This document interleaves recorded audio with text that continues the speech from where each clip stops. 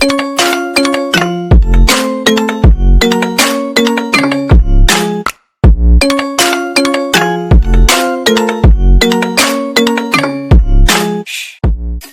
friends, I am Devjit here to present you another video. Today we'll look about the Budapest Gambit. White plays d4, black plays knight f6. c4, now black plays e5. Now it is important for white to take this pawn because if white plays any other move, for example d5, white cannot get any advantage because if you didn't take the pawn, black can simply develop with bishop c5 with an active and solid position. So after d cross e5, the only move, black continues with knight g4. Now the main idea for black in this position is to create some sort of attack on this pawn and slowly activates all of his pieces and get an active position or equalized position. Now after knight g4, white has 4 options. There are many more options, but these 4 are the most popular. White can play knight f3 or bishop f4 or e4 or queen d4. We look this option one by one. So let us look first about the knight f3. So after knight f3, black again attack this pawn with another piece, knight c6, developing a piece and creating an attack. White defends this pawn once again with bishop f4. After bishop f4, black develops his bishop with bishop b4 check. Now white has 2 options in this position. White can either play knight d2 or knight c3. Knight d2 is more solid option than knight c3. Let us look about knight c3 first. After knight c3, black continues with queen e7, attacking the e5 pawn for the 3rd time. Now white defends this pawn with queen d5. Black continues with bishop cross c3, and after b cross c3, now black plays f6, e cross f6, knight cross f6. Now in this position, black is a pawn down, but black got an sufficient compensation against the pawn, the double pawn on the c file and isolated weak pawn on a2. So in this position, white plays typically queen d3. Black continues with his development d6 with ideas like bishop g4, short castle. White plays g3. Black continues with bishop g4, white plays bishop e2, castle, castle. And now white can play rook a d1 with an active position. This position is around equal and good fighting chances for both sides. Let us look what if white plays knight bd2.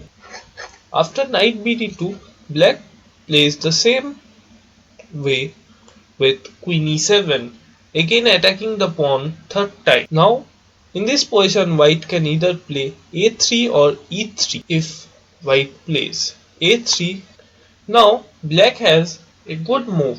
Black plays knight cross e4. Now it is a blunder to take a cross b4 because after a cross b4, black can checkmate with knight e3 check. So after knight cross e5, the only move knight cross e5, black plays knight cross e5 and bishop cross e5. Black continues with bishop cross d2 check, queen cross d2 and queen cross e5 with an equal position. After e3, d6, bishop e2, castle, castle.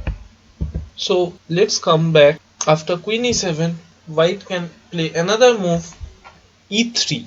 Instead of attacking this bishop, white tries to develop his pieces first. So after e3, black simply took the pawn, knight cross e5, knight cross e5 and knight cross e5. Now in this position, if white tries to attack the bishop again, black can play this move, knight g6, or even can play simply bishop cross d2, queen cross d2 and d6 with an active and equal position. So we look at almost all of the lines starts after 4th move, knight f3. One line is left which is not very harmful for black, is after, let's say, d4, knight f6, c4, e5, d cross e5, knight g4, knight f3, knight c6. Now white can play also e3 in this position, giving back the pawn early. So black simply plays first bishop c5,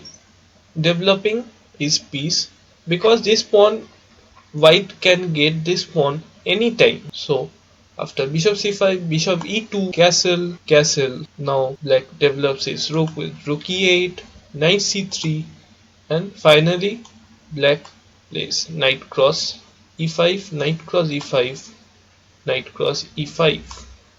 Now typically black plays b3 in this position. Here is a important attacking plan for black. In this position, black plays an interesting move a5 with aggressive idea to attack on the king side by playing rook a6 and swinging the rook over to the king side with ideas with queen h. Now after bishop f4, black continues with again knight c6, attacking the e5 pawn for a second time. Now typically white defend this pawn with knight f3. Black continues with bishop b4 check, developing a piece with a tempo. Now either knight c3 or knight bd2 transpose this position that what we looked at. After suppose knight c3, black continues with queen e7, queen d5. Now black plays bishop cross c3, b cross c3 and f6. After e cross f6, knight cross f6 and queen d3. Or after knight bd2, again black plays queen e7, attacking the pawn for the third time, a3, and follow up with knight cross e5. Now we also look the fourth move bishop f4. Now we look some lines with fourth move queen d4.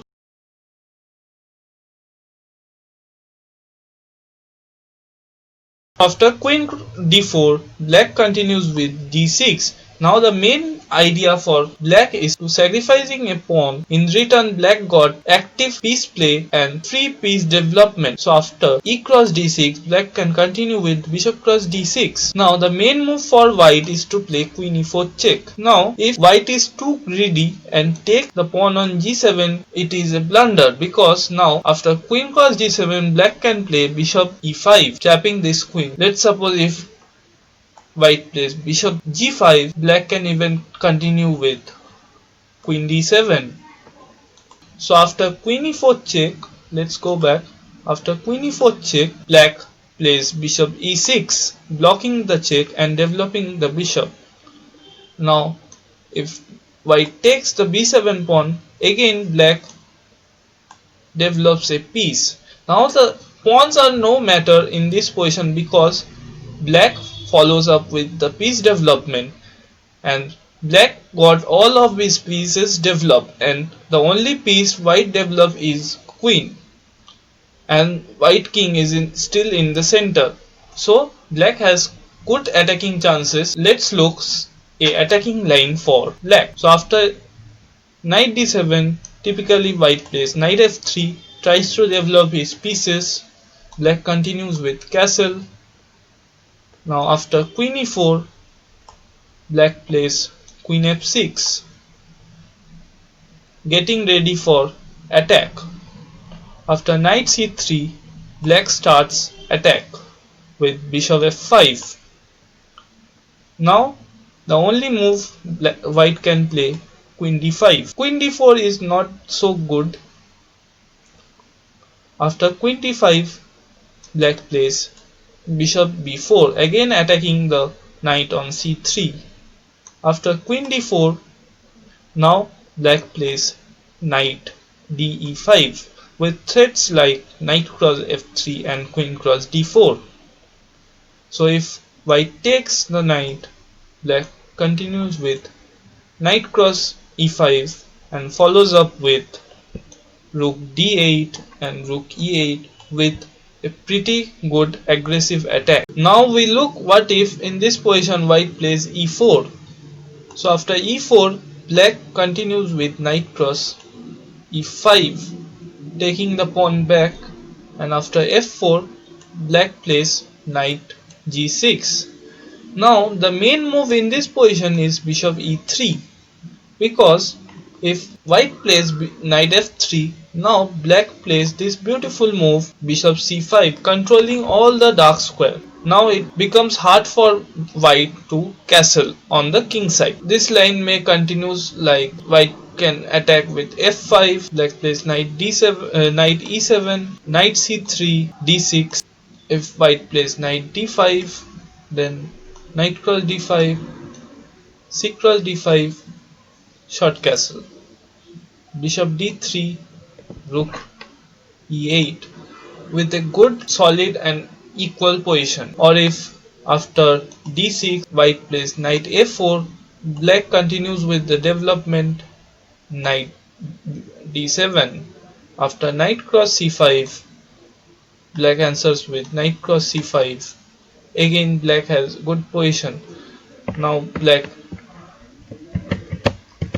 can continue with knight c6, castle, rook e8 and knight e5. So look at the main line. After knight g6, white typically plays bishop e3. Now black continues with bishop b4 check. White plays knight c3 or knight d2. Knight c3 is more favorable because after knight d2 the white position becomes slightly passive. So after knight c3 black plays castle, bishop d3, black continues with d6, opening up the c8 bishop. After knight f3 black also develops his piece knight c6, castle. Now black takes on c3, bishop cross c3, b cross c3 and rook e8 with good attacking chances. Now black can continue with bishop g4 or knight h4, even with f5, striking the center. So I hope you enjoy this video. Please like and subscribe to my channel to get more such videos. Thank you.